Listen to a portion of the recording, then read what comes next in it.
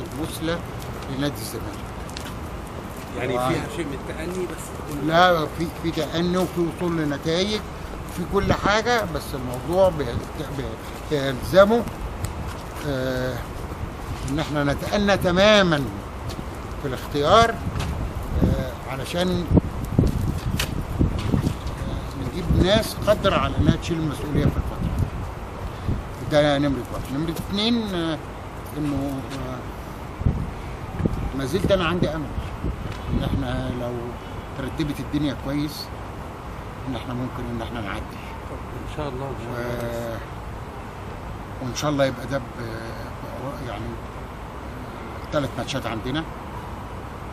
طبعا هو ده ادفانتج لينا، بس احنا ما عندناش طبعا قصه الجمهور دي فارقه معانا جدا. انما انا بقول احنا بنتأنى تماما في الاختيار، بنتأنى تماما في الاختيار.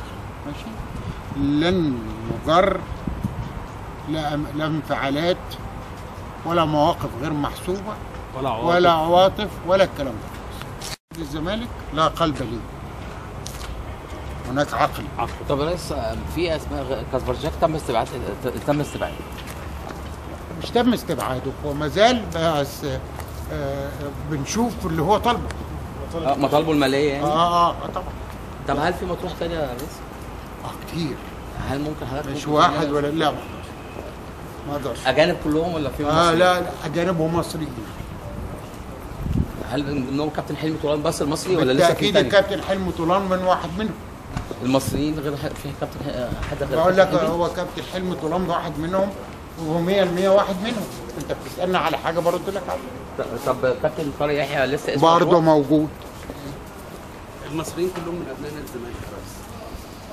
ابناء نادي الزمالك اللي هم اتربوا في نادي الزمالك. مفهوم. يعني.